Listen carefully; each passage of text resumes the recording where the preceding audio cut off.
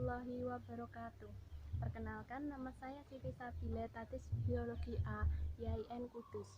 Nah, di sini saya akan membahas mengenai teori evolusi. Seperti yang kita ketahui saat ini, banyak orang-orang yang melakukan pendidikan di rumah atau belajar di rumah karena adanya pandemi corona.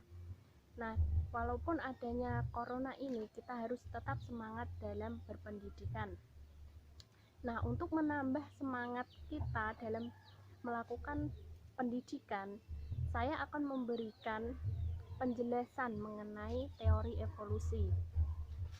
Materi evolusi ini memiliki beberapa penjelasan. Yang pertama mengenai asal-usul kehidupan, yang kedua mengenai teori evolusi menurut para ahli, dan yang ketiga adalah teori evolusi dari pohon filogeni.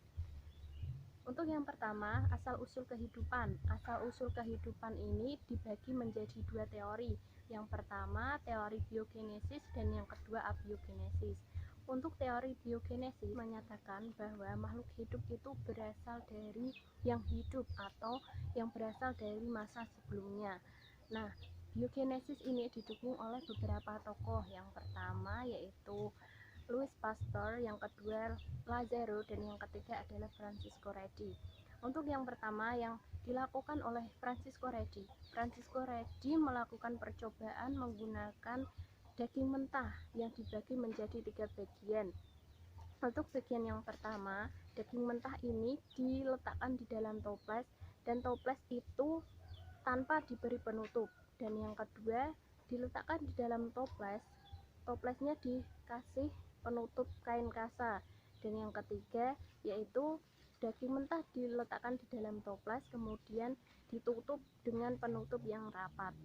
Kemudian dibiarkan beberapa hari. Ternyata pada daging pertama yang diletakkan di dalam toples tanpa penutup itu menghasilkan suatu organisme baru. Dan yang kedua yang ditutup oleh kain kasa itu juga menghasilkan suatu organisme baru, namun organisme baru itu tidak terdapat di dalam daging, namun terdapat di kain kasanya. Dan yang ketiga yang ditutup dengan rapat itu tidak menghasilkan organisme baru sama sekali. Dan yang kedua yang dilakukan oleh Lazzaro ini melakukan percobaan menggunakan air kaldu.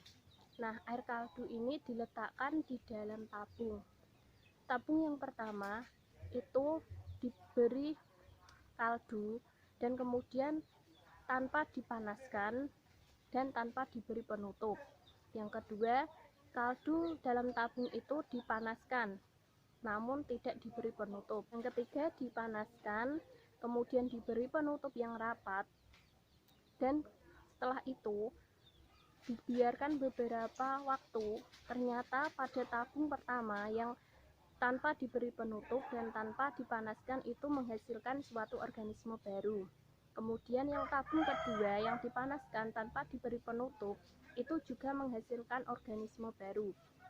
Namun tabung yang ketiga dipanaskan dan diberi penutup yang rapat itu tidak menghasilkan suatu organisme sama sekali. Kemudian yang ketiga yaitu yang dilakukan oleh Louis Pasteur. Louis Pasteur ini melakukan percobaan menggunakan tabung leher angsa dan air kaldu. Air kaldu ini diletakkan di dalam tabung berleher angsa, kemudian tabungnya digulingkan atau kaldunya dituangkan, kemudian dikembalikan lagi. Ternyata air kaldu itu mengandung suatu mikroorganisme baru, karena ketika tabung dibalikan, kaldu masuk kembali ke tabung, ternyata ada suatu organisme. Dari ketiga tokoh tersebut, mereka menyimpulkan bahwa makhluk hidup itu berasal dari yang hidup atau berasal dari masa sebelumnya. Nah, untuk yang selanjutnya yaitu teori abiogenesis.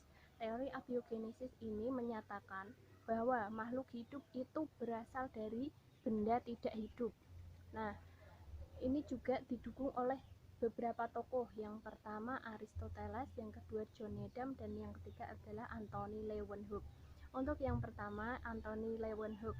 Anthony Leeuwenhoek ini melakukan percobaan menggunakan mikroskop yang dibuatnya sendiri atau masih bersifat sangat sederhana. Nah, dia melakukan penelitian menggunakan air rendaman jerami.